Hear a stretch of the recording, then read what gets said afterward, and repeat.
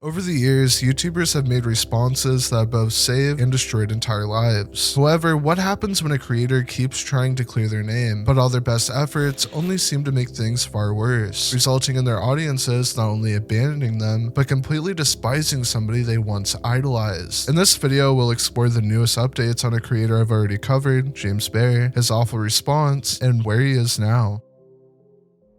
On the 8th of July, James released a response to the most serious allegation levied against him, entitled Our Response. The video would discuss the situation involving his sister, along with a document about Claire and her friends. However, it was a little different. His other responses had little to no furtherance, but this one addressed the situation with his sister in far more detail, with a spine-chilling audio recording. But first, let's recap what exactly he was accused of in the first place. Over the years, James Bear has been accused of engaging in inappropriate acts with his own sister. In the public eye, James wouldn't avoid responding, even behind the scenes. If you'd like a far more in-depth retelling of events, my last video on the subject is available. On James's YouTube channel, he published a video attempting to respond to the allegations. He opens the video by claiming them to be completely false, stating that the only reasons she even accused them were for money and clout. He'd state that if you can't believe him, he has a recording of his sister talking about the situation. However, when the audio plays, it becomes incredibly clear that something is off about it. The recording doesn't seem normal at all. Maybe it's just the way James presented it, but there was an undeniable aura of uncomfortability, almost as if she was reading off of a script.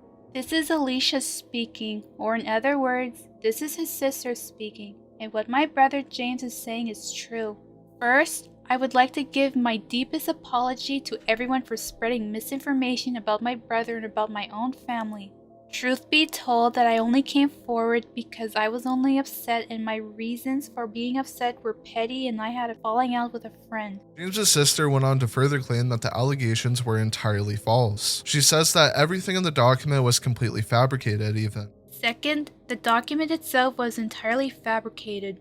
There were a lot of things wrong with the document itself, including the events and timeline, the name calling, my unprofessionalism, and the amount of times I plastered my Ko-Fi link on a lot of things, including my tweets and people behind the scenes. This seemed incredibly suspicious, and when you factor in the tonality of her voice and the way she spoke, an eerie reality begins to set in. Combine that with James's complete acceptance of responsibility for everything in the past, it really does become abundantly clear that someone wasn't being honest. He basically took the blame for nothing. Even after all this time, it was never easy for him to admit that nothing happened between us, when truly he was innocent for the most part. James taking the blame for nothing I just find insane. If he was truly and fully innocent, why would he admit to it? Why are there messages of him allegedly admitting to it in private? From a reputational standpoint, it makes no sense also, as it would be easy to dispel a lie if you never even told it. In James' first response, he states that he did it, but it was only one time, and being an isolated incident. What happened back then was an isolated issue. It only happened once when I was a minor. It was already dealt with. Those who are involved are fine and made amends. I am not a threat to anyone, and the other claims are not true. When you factor in his many other responses throughout the years which have pretty much stated the exact same thing, it becomes incredibly suspicious what he's saying now. Did James lie beforehand to make himself look far worse than he is, or is he blatantly lying now in an attempt to cover up what he did? One thing is incredibly clear, it isn't a good look. This response so far did very little to save his reputation, and it certainly didn't get any better. James came back after having his sister speak and mentioned the infamous Awesome Aaron document, apparently blaming himself for his family's involvement. I never took the whole infamous document seriously since it was written by a crazed stalker who was repeatedly told to stop for months. People thought I was some... It's completely not true. But I've taken so many buses over this situation for years and prevented myself from speaking up publicly about the things I had to endure. To this very day, I still blame myself for getting my whole family involved with this nonsense. Felt an ounce of guilt about doing so, why did he involve his sister in the first place? If you had such a moral qualm with your family's heavy involvement, why would you go so far as to not only mention her, but include her in a response video to the allegations, which mind you, he's already responded to? If you really sit down and think about it, James's logic really makes very little sense. So regardless of his best efforts, the audience's response wasn't very positive, which led to James making an even worse mistake. He took to Twitter adding more context to the video, and probably the worst way possible. James's horrible statement began with, "Now that there's an influx of hate comments, people are psychoanalyzing and trying to dismantle my response out of pure desperation to prove me wrong. There's even people claiming that my sister is AI, which is clearly false." You can hear a few background noises in the video. While we can agree that his sister's testimony was probably not generated by AI, this appeared like more of an exaggeration of the audience's response. James knew that people were mad at his sister, sounding like she was reading off of a teleprompter. This is just completely He went into more detail on the matter, unknowingly completely destroying his credibility even further. The only reason why she sounds so nervous, because she didn't want people to know that she used the funds, the very same funds she claimed to use to escape her family, bought PC parts with the money. That small bit of proof was literally within my recent response. However, what James failed to remember was that he'd already responded to this point beforehand, and that his previous video completely contradicted the point he just made. In this video, he claims that she wanted to get money to be more independent like her friends. Her claims are false, and she admitted that she was doing all of this just to make some money so she can move out and be more independent like her friends. Furthermore, she was too fixated with online drama, which is very likely why she seized the opportunity, due to the amount of times my name gets brought up in drama over the years. Which, to be fair, on the screen it does show a previous Ko-Fi link, but what he's saying in the video is still a contradiction. This would leave the audience to completely distrust him, and the way he continued in his statement only made them believe him even less. My response to 2020 was just a basic PR response. None of it was ever genuine, or rather, this was part of my disingenuous comment about my responses and my deleted June 2022 response. However, it doesn't outright mean it's wrong, as I was already responding to a nullifying claim. Most of my responses up until recently were all PR-like, and people had their hand in helping me out. I never wanted to make anything that would come back to me later as a gotcha moment. However, someone convinced me that it would help me out. It would help you out, they said. I have to give it to James. Claiming his 2020 response was a basic PR response and an attempt to avoid the allegations is genius. However, maybe it just would have been better if you didn't admit to it in the first place. He might have a dying chance, because to claim you lied about what happened and admitted to something you didn't do of this magnitude is just completely ridiculous. Surely you'd realize it was a stupid idea saying you committed such a heinous offense. How would a PR response ever admit to this in the first place? The fact that James thought his audience would buy this, far more bizarre than the lie. This might be the last time anyone hears from me. I've been wanting to move on from all of this, and now all I really want to do is just be left alone. People got what they wanted. Everyone got their juicy drama, and I'm the only one to blame for my own path of self-destruction. Anyways, that's all I have to say. Please take care of yourselves. I seem to be arriving at a similar conclusion to my last James Bear video. Despite responding to the situation in even more detail, he's done very little to save his reputation. James keeps going down a YouTube death spiral, where his reputation can only get worse. And the document discussing his relationship with Claire perhaps is an even better example of this. So let's discuss it, and his downright terrible response.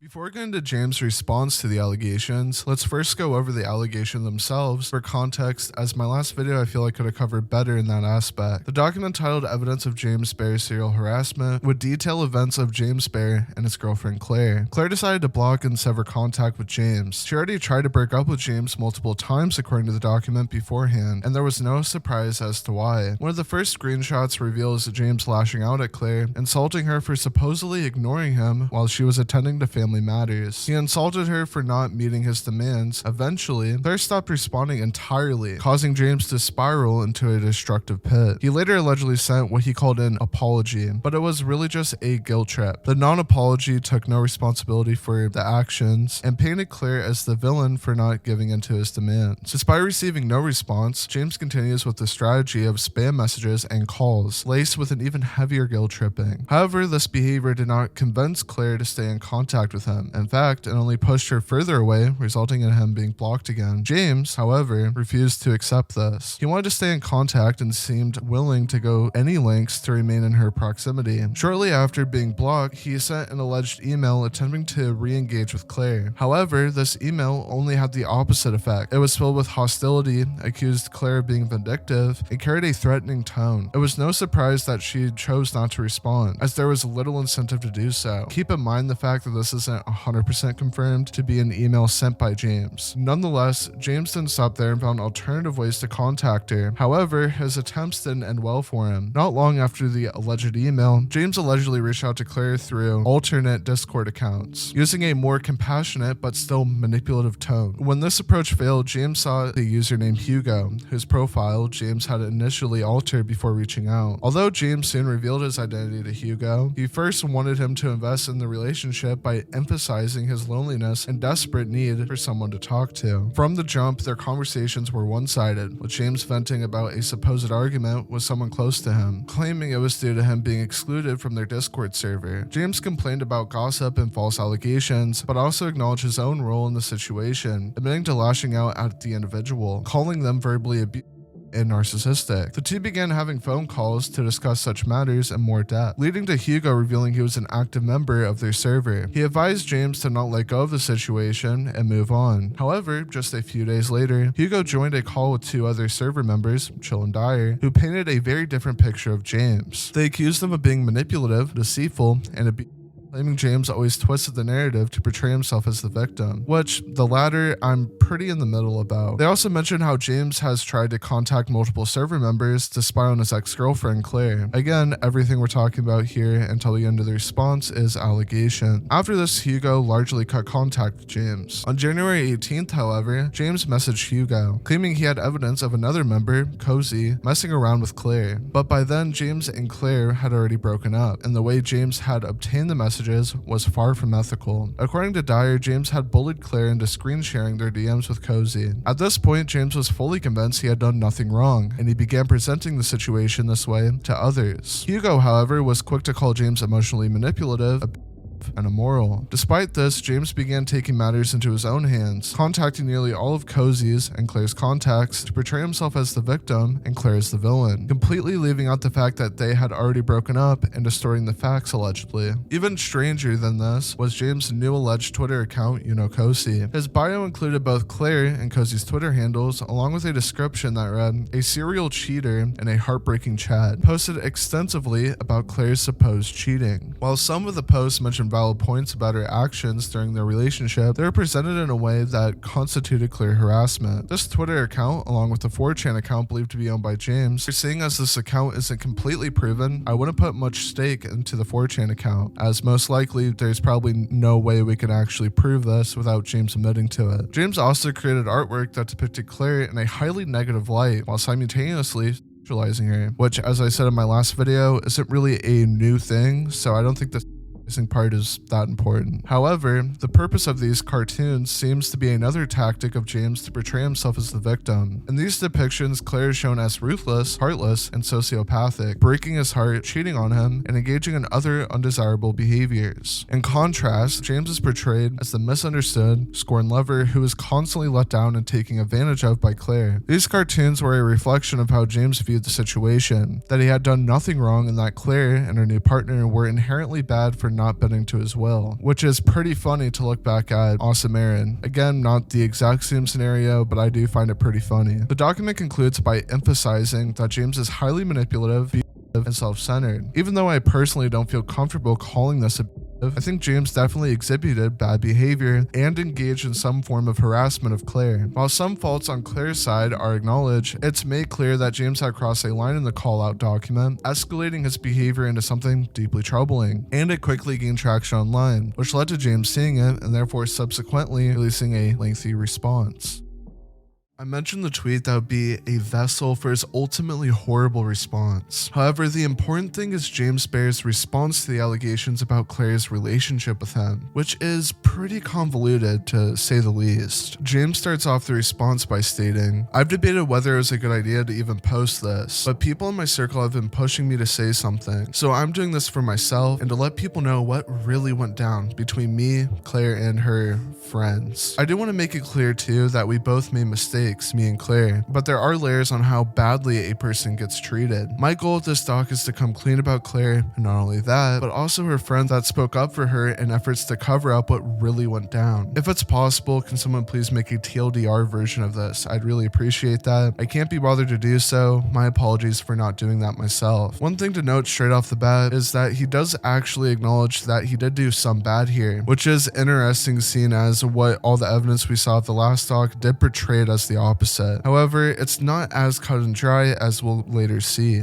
He then goes on further to discuss how Claire allegedly cheated on him, with the first time supposedly being with an individual named Shin back in 2018. Shin was somebody who was older than her by a good number of years. Shin was 25-26 and Claire was 18 at the time, and after this incident, I heavily requested that she didn't speak to him anymore out of respect for our relationship, but she was against that because she insisted that Shin was her best friend, despite only knowing or talking with him for only 2 months, according to Claire. Stating the ages I feel is unwarranted and kinda stupid. I agree he is definitely older, but is the age gap even relevant if Claire is over the legal age of consent? Which I know is a small nitpick, but I feel like it just shouldn't have been included. Regardless, James apparently forgave this behavior and continued the relationship. The evidence of this happening is Claire referencing it in a DM exchange. However, the cheating situation came to an unexpected and swift end, or so we thought. As in 2022, Claire had allegedly been continuing these messages for over 2 years, which she supposedly admitted in another message to James. However, despite this, James for some reason still continued in the relationship. To be blunt, I'm not here really to criticize people for cheating on YouTube.com, as I think it really isn't that important in criticizing someone's character or content. I will say it does show that Claire isn't exactly blameless as the other doc portrayed, but it still doesn't necessarily take away the criticisms of James that I have. But if you, for one reason or another, care, feel free to form your own conclusions about Claire and her behavior. James then addresses Claire becoming more distant and hanging out more with a separate friend group. More specifically, one where James isn't welcome. One time, James asked to talk to some of them, and Claire claimed her friend said no. In my opinion, this isn't a big deal, as you don't need to be involved in every aspect of your romantic partner's life. However, James' skepticism is fair in context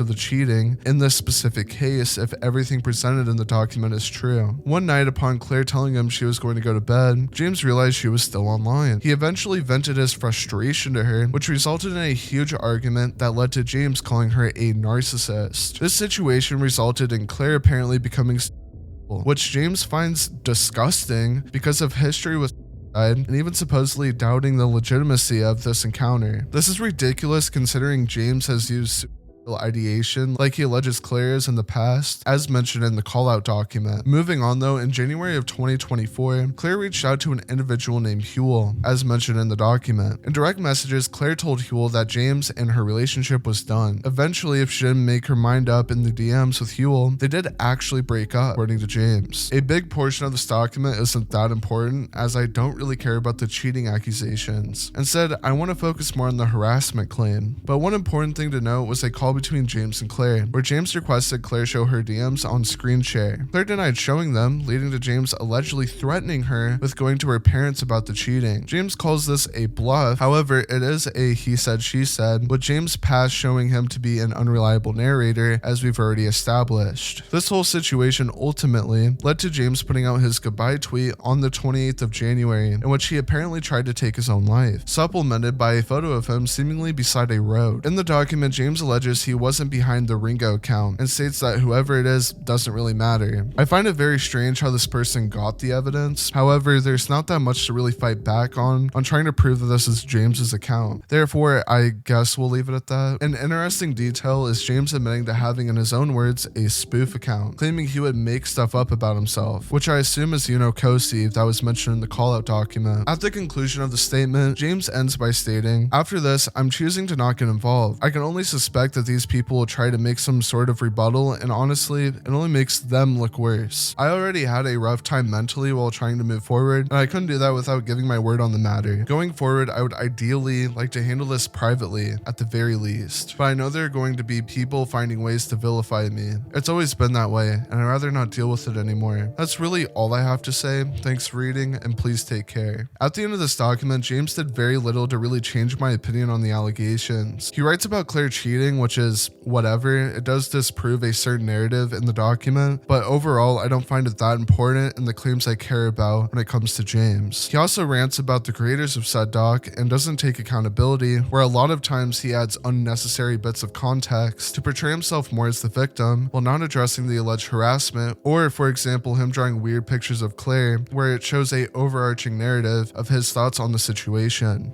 Overall, while James doesn't look good in any of this, it's an incredibly complicated situation with many layers. He's certainly done a lot wrong, and James hasn't in the present time taken proper accountability and tell the truth when it comes to his sister. It honestly would have been a lot better in my opinion to just leave it where he had before instead of doing this response in the present. However, one thing is for certain in everything presented: his inability to handle the situation coherently has made things a whole lot worse, taking a serious toll on his online reputation. Thanks for watching. Check out Abstract for art commentary related podcast content. Rip misclick if you ever even watched it. And yeah, that's about it.